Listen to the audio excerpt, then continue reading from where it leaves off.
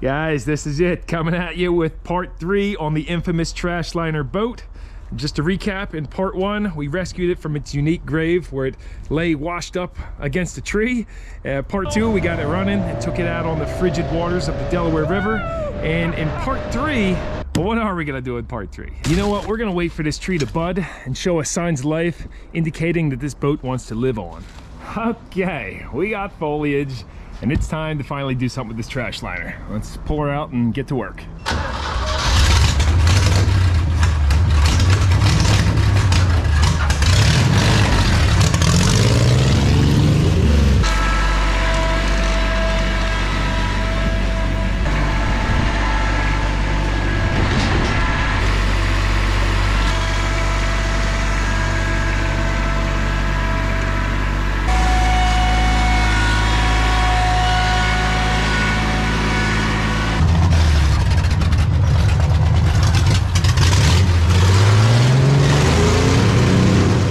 What you guys are probably thinking right now, why are you wasting your time on this piece of junk when you should be working on the airboat? Because as you can see, I have a storage problem. I need to sift through some of the old BS. I don't remember exactly where we left off, but I do remember we have a large crack in the block that needs to be addressed. Well, let's check it out.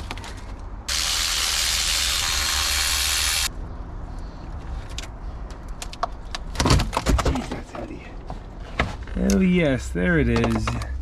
Nice little crack there. So we could weld it, braze it, JB weld it, replace it, or go with my favorite option, the right stuff. Yes, and I happen to have a little tube of it kicking around. The first step is cleaning and prepping the surface.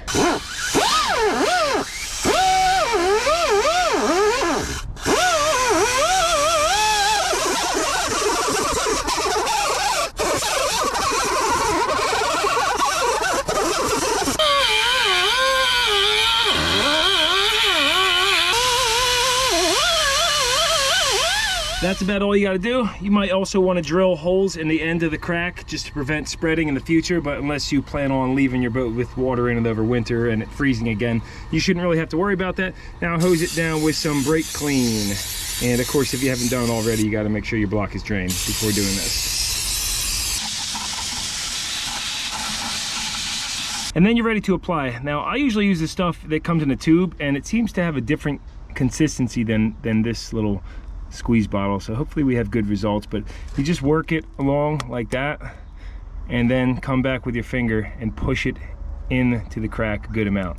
And I'm going to go ahead and do that on the whole piece. And you know, don't be afraid to use a ton.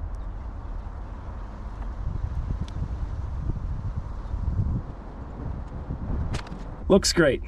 Cure time's going to vary depending on how thick you've laid it on, but I'll give this at least 24 hours. I would think it's a good idea. And of course, if it's in an area that's visible, you might want to do it a little bit cleaner. I'm not saying this is an acceptable repair for a cracked block. Like, don't slap right stuff on a crack and then go out on a 100-mile ocean trip. But I once did it on a King Cobra 460 motor, and it was cracked internally down in the lifter valley on both sides. Right stuffed it, had that boat for probably about 2 years. Never leaked again. It's not a pressurized cooling system like your car is. I've also heard of guys welding these and then them cracking again, just because with the expansion and contraction of the block, you know, the silicone has pliability to it. So some give if this crack expands open, no big deal.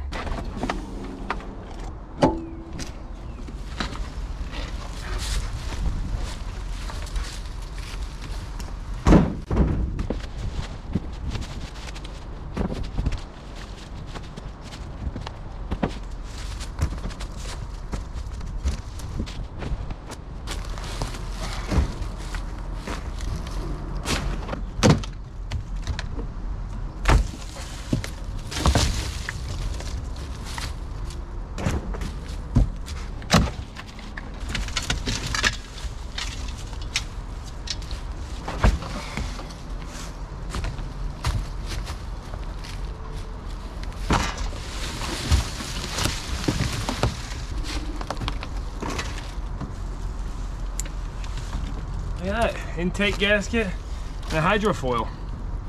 We're looking a ton better.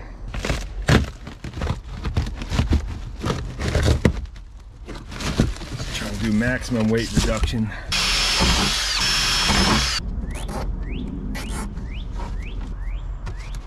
That's nice.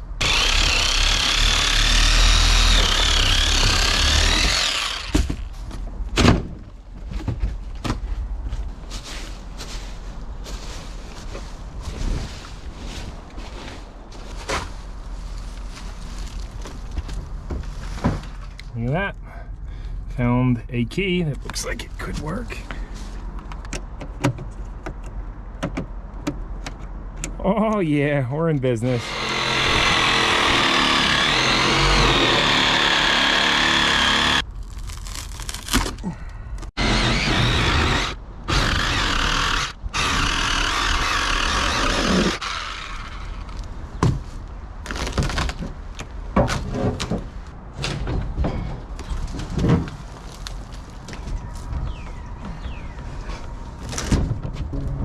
Oh, we're not.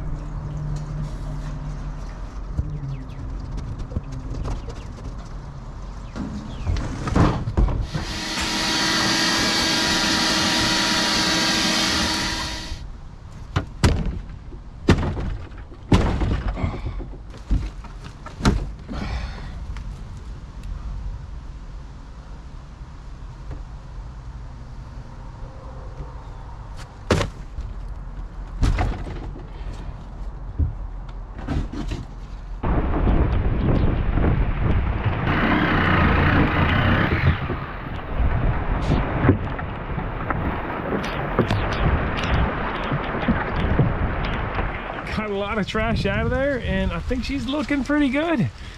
The rain cleared out, and look at that rainbow. I don't think the GoPro does it justice. We've definitely dropped a lot of weight, because when I get on the back now, check it out, the whole boat wants to lift up in the air in the front, which didn't do that before. She's a lightweight racecraft now. I did end up trying to knock one of these, the seats out, and man, it's just full of foam under it. And the foam was very, waterlogged too. In the back it is as well. Let me show you how this is. You tuck her under, and I mean it's hard getting these all apart. So this is very weak now. I mean, that's the bottom of the hull. If you hit that with the shovel, you can see it flexing pretty good. But I mean, this is a big heavy piece of foam. Like this is completely waterlogged. Not much holding this girl together anymore. I ended up going ham last night getting all the foam out of here. We're going full race boat status with structural integrity, just not even a thought. This thing's gonna be wicked fast. I did take the old carpet and stuff that all under the tree, so we have good, because I don't want this thing dying on me. But the only foam left is up in here, and up top. I didn't know that these bay liners was just completely stuffed with foam. It's a lot of work getting out of here. It was all just completely waterlogged. So I'm gonna get this chunk and all that, and then we'll get it cleaned up and hopefully on the water today. I've always kidded around with my boating buddies saying stringers are fake news and waterlogged stringers are just fine because of all the junky boats I've been on. But these stringers are actually in good shape. However, with the plywood and foam gone, definitely it sacrificed a lot of integrity.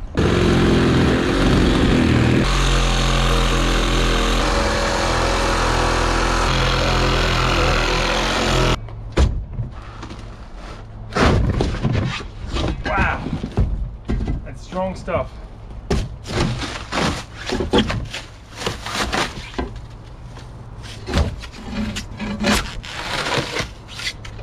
And there we are. The only foam left is those two blocks and these two waterlogged blocks back here. Just want to kind of leave them in case that helps stiffen up the stern.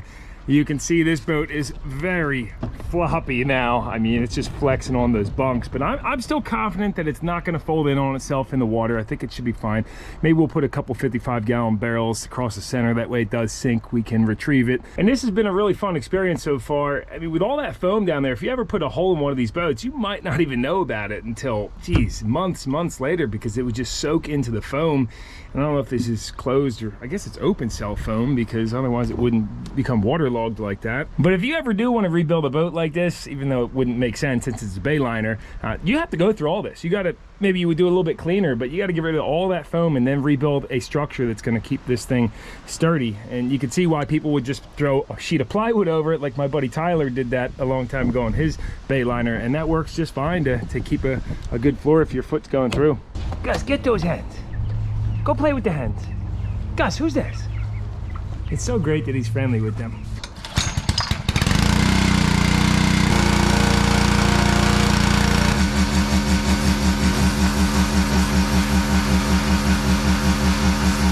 Not gonna waste a ton of time, but by golly, she is cleaning up nice. Look at that.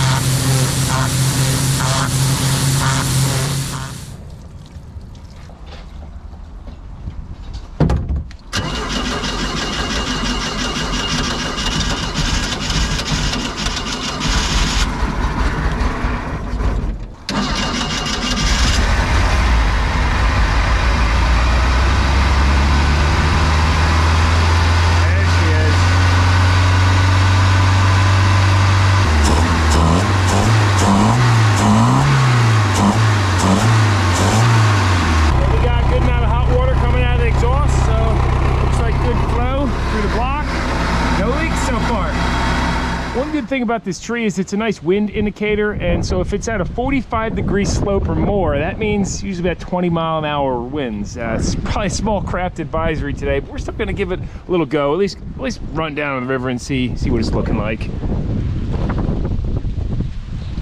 know, it's not quite at the 45, so we should be all right.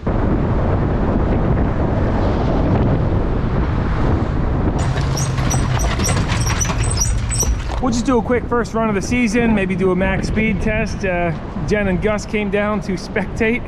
In case I break down, she might have to pick me up downriver because the wind is blowing down here a decent amount too. It's just real off and on, but we're right at high tide, so that's perfect. Look at that unopened bottle of water. This is good emergency water. We do have our anchor and some other supplies. We should be all right. Life vest too.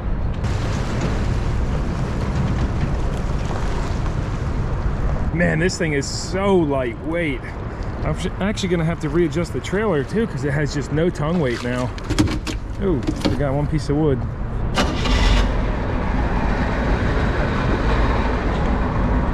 All right, you think you can give me a push or you? Probably not. I think it might be stuck. Oh yeah, you got it. All right. Thanks, baby. See you soon, hopefully. Taking on any water. The wind indicator is staying above 45. Oh, all right. Going a little bit. The steering is so tight in this thing. This is for those guys that say you can't take a boat out that has structural damage. Would I take this in the ocean right now? No, definitely not. It'd be a bad idea. You definitely want a buddy boat with you. But, you know, we don't have many important belongings. I don't want to sink this boat, but I'm confident it's not going to. You gotta think when it's on a trailer, all that weight is point loaded on the bunks, and right now it's evenly distributed with the water. If it starts getting choppy or waves, then that's gonna be a problem. I'm just taking it easy for now. Let this thing break in. You can really feel the water under the boat when you press on it. A lot of flex. I don't know if you guys can see that. He's the jiggler. Not gonna lie, guys, with the tide starting to come out, currents ripping, trees blowing a lot, I don't think this is the right day to do a speed run. We should get back out here on a calmer day and have a buddy boat with us because, yeah, this is a little risky, a little bit risky. So let's get a little run, and you see that block's not leaking, the hull's not taking on any water. So I'm gonna give that a big thumbs up, and we'll make sure Jen's okay here. Ran good, but I didn't want to push it with how choppy it was, how windy, and it's just not the right day. We need a buddy boat out there, and then we'll hammer down.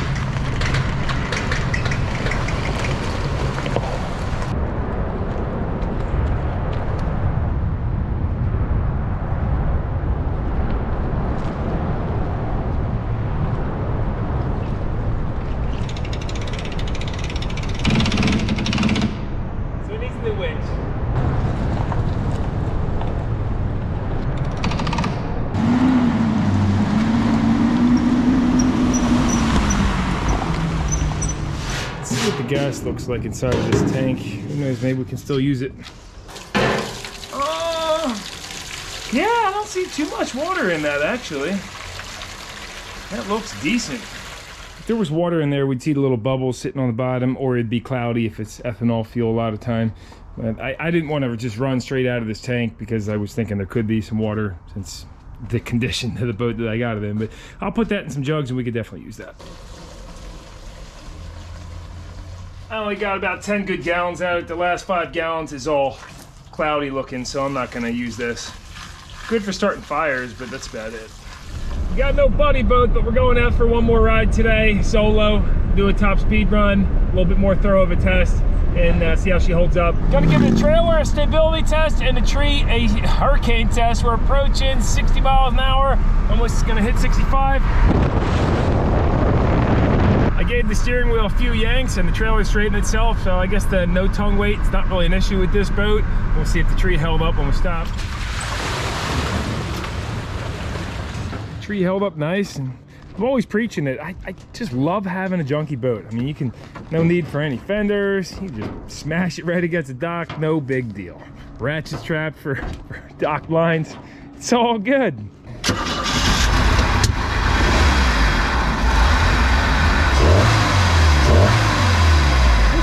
Works the whole boat. I love it. Bone dry in here. Tell me the last time you saw your boat bone dry like that. Okay, the only bad thing about a lightweight boat is as soon as you go on one side, the whole boat's leaning like 30 degrees. It's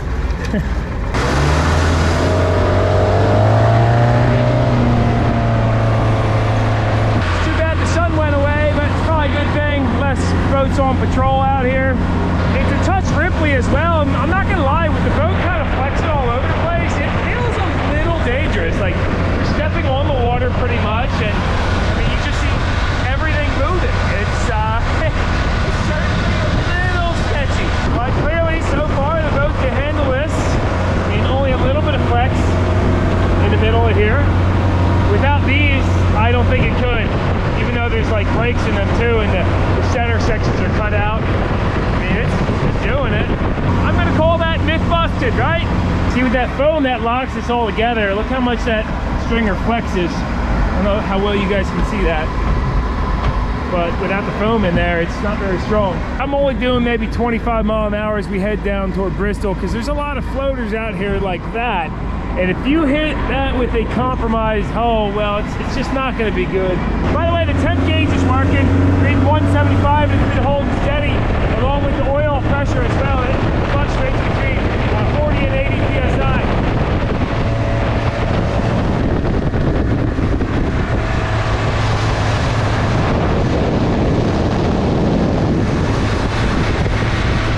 The river has smoothed out around the bend. We're doing 22.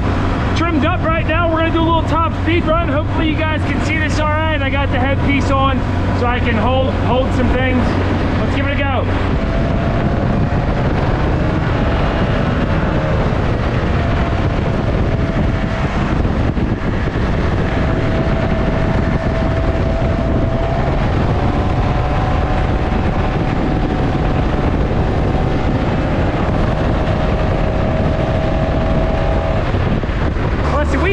With ease, guys, this thing's gonna need a bigger prop. It's just redline, and that's what the problem is. We'll stop in town, go find Jen. She's hanging out with her friend. They can make fun of my ratchet straps, but at least they can't make fun of my cleat hitch. Well, what is this? I find you at a fancy dinner all alone. Who's your hot date? Paying the big bills. My best friend. She takes me out on nice dates when you're not available. Yeah. Her hot date finally showed up. Stop it. Don't look at the How was your seafood dinner? This is who takes me to nice dinners.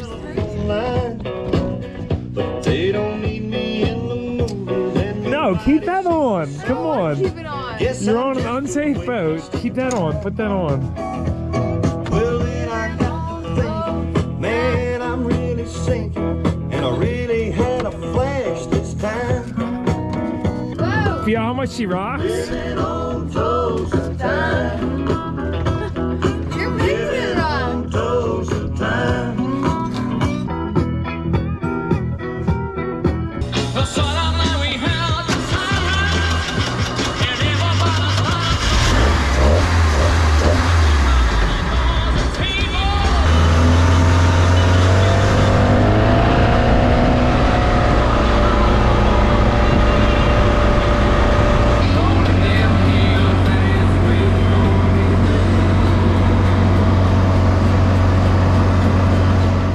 Are you gonna sit normal? Yeah.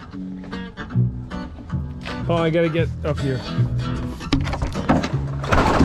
Oh, it's okay. Everything's good.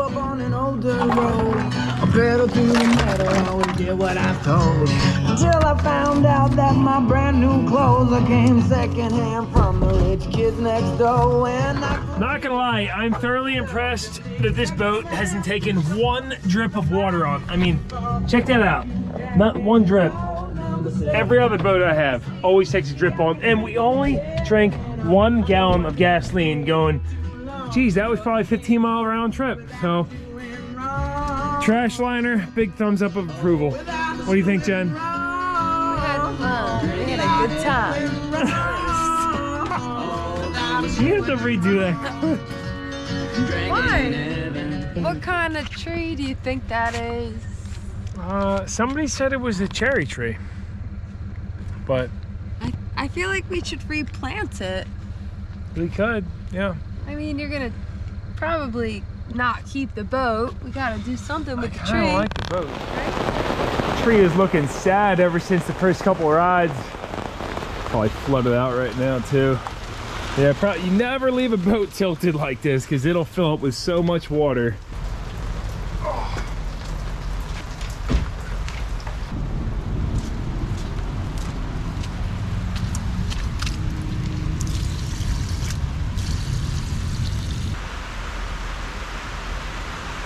Today we're going to execute another horrible idea plan I have. We're going to go out and finally try to clean some trash on the river. I got a 55-gallon drum, going to hopefully fill that at least this, maybe a few of them with plastic.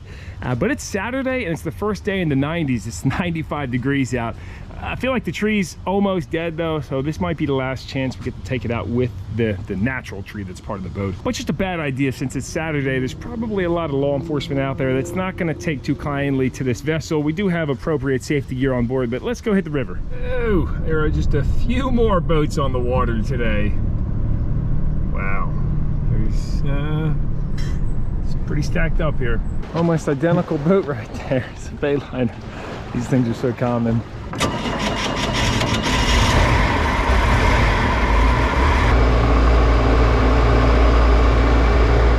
Into some shallow waters where I would normally not go at low tide. My good boat, but this one I don't care, obviously. There's some plastic up here. I think we'll find a good spot to get some. The tide's coming in too, so we can just beach her hard here.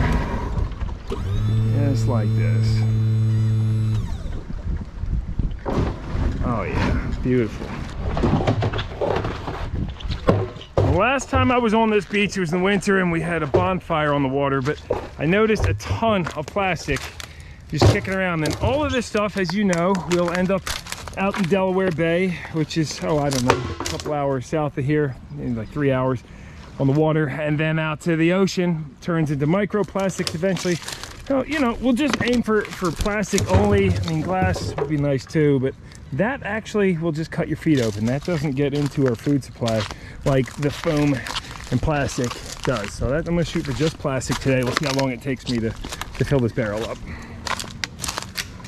We got a little friend here. What is it? Oh, something moving. Oh, there he is. Little frog, dirty Delaware frog. Look at him go. Look at him go.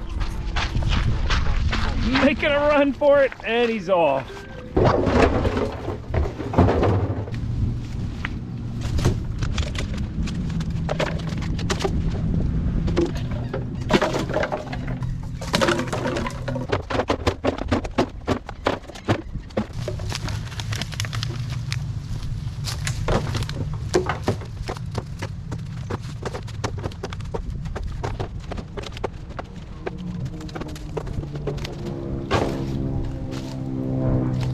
And there we are. Only took about 15 minutes to fill this barrel up. Of course, if you melted this all down, it's probably not very much plastic. Was able to clean this area a little bit, and I know this is not even a dent in the real problem, but I at least, you know, the TRASHLINER has lived up to its name. If we get this back safe, as long as it doesn't blow off for the boat's sakes and it floats away. Let's not even talk about that. But I have had an idea of doing maybe a Patreon one day for people that want to donate for cleaning trash up. I could wrangle up a crew of people and then be able to to come out here, and what would it take? An hour or two, a couple hours to clean up this whole area? Wow, I should have started over here. This is a massive pile. And you know, I mean, it is what it is. It's unsightly. If you saw this on your beach, you'd probably clean it up, but since it's grown into the forest, people don't care so much. And then the river sweeps away, and then it ends up in the fish that we eat. So whatever, not a huge deal. It was a good time. Let's go hit the river and see what other fun we can get into. Now we're looking classy. Woo! Now I'm also thinking this could be maybe a get out of jail free card if we get pulled over, because we're heading down to a busier area where, you know, we might get a couple looks from law enforcement, but crossing my fingers. And I think it goes without saying, if you're cleaning up trash in a city somewhere, make sure to wear gloves. This stuff has all been dry rotting in the sun and the elements for quite some time. I wasn't too worried about it. A lot of these plastic bottles are on their way to being microplastics, so I'll wash my hands though.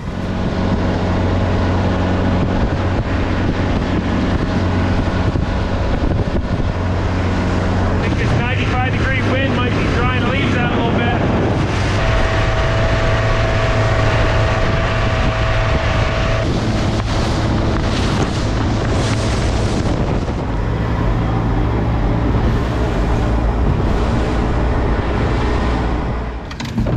Yes, another perk of having a junkie boat is you can pick any parking spot. This is actually all exposed and swampy at low tide, but since the tide's coming up, I just did 2 cleat hitches, wrapped around this route. We're good to go. The main dock's a little full, and the trash liner is not going in and out of gear too reliably. It's actually been idling a little bit low, and with the current ripping, I don't want to hit anybody's nice boat.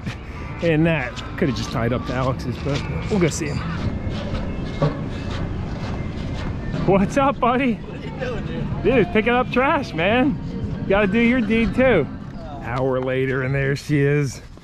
You know, I guess I could have tied that a little. Oh yeah, it's pulling the bow down. I should have tightened. Probably should have tightened that a touch lower. Woo! More slack is always a good thing when you're tying your boat up.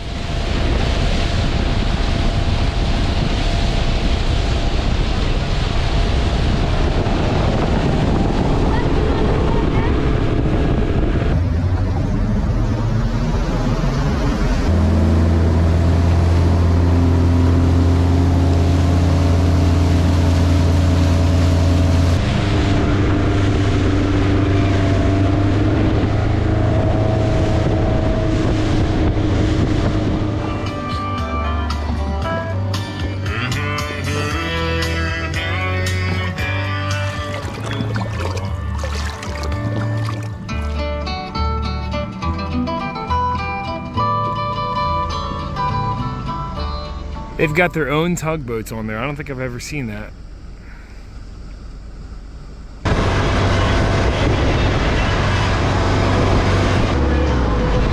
Halt test! There it is!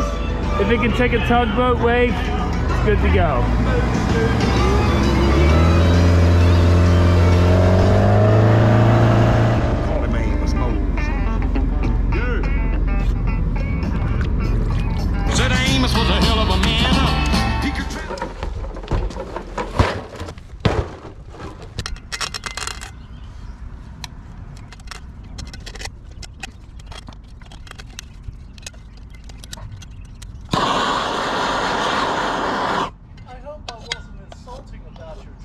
Oh no, not one bit, no. More plastic saved from the river. This spider wire, this is tough stuff. Really hard to cut. Torch does a much better job.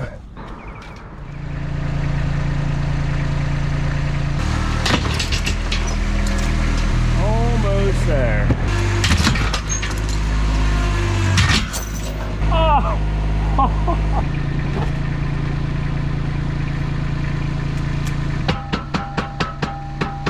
Now it looks better anyway. Now, I did find a parking spot where I can keep this for at least the next few weeks. It lived up to its name, being the trash liner. We were able to also prove by taking all that rotted wood and foam out of there, we ended up with this limp wiener boat that's still very strong on the river. I mean, I hammered down on this yesterday. I was just full tilt. We also proved that silicone in the block is a completely acceptable repair. That has not leaked a drop. I wasn't even checking it yesterday because I'm just so confident in that repair after having done it many times before on other engines. Speaking of, let's see how our motor oil is looking, if that's milky or up to level. Look at that, right at the full mark, no milky water.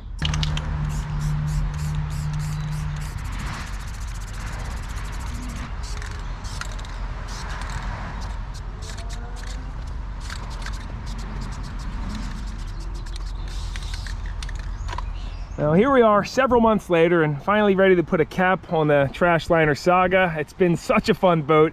I've had it out a couple more times since last. Didn't really record it because nothing too spectacular. You can see where it's parked now. It's actually been used as a trash can. People are slowly throwing more and more piss bottles in here and trash. However, at least some of these look like piss bottles. But I got a guy lined up who wants to come by it today for $350, which I think, you know, I'm like, heck yeah, that's I think I'll let her go for that. I mean, the out driving the engine's worth that alone. And he actually has plans to restore this boat, which is really what I was looking for. I didn't want to see it go to the dump anywhere. The tree, unfortunately, never did come back to life. But let's see. Oh, yeah, she's still flexible. Just the leaves came off. So this will probably come back. I don't know if he'll keep it, but a lot of you guys commented on the Bass Dumpster video saying that, you know, I was not a good guy for storing that boat on the street. This might actually be him now. Yeah, this is, and you know, it's like a commercial area. So I love the room in my yard. And you guys are right. It's not polite to be storing your junk on the street. But then again, in you know, my defense, this washed up on a creek in the Neshaminy Creek, and you know, the state was supposed to come remove this, and they never did. So anyway, that's that. Let's see if he buys this thing. And that's it, guys. He ended up buying it. Well, that wraps up the TRASHLINER series. It was definitely a fun one. Would have been more fun if we took it out and just, you know, beat the heck out of it or beached it somewhere, did something crazy. But I'm much happier to see it go to a good home, to somebody who's gonna, you know, he said he's gonna use it, but I have a feeling they'll probably just use it for parts or part it out or whatever the case. But it's gonna go to more use than being, you know, smashed up at the dump. So anyway, till the next one. Thanks so much for watching, guys. Really appreciate it, and hopefully you found the TRASHLINER Part 3 entertaining. It was a lot of work for really nothing in the end, but we'll see if he restores it. I'll update you guys in the future if so. See you next time. No Nonsense, No How. Over out.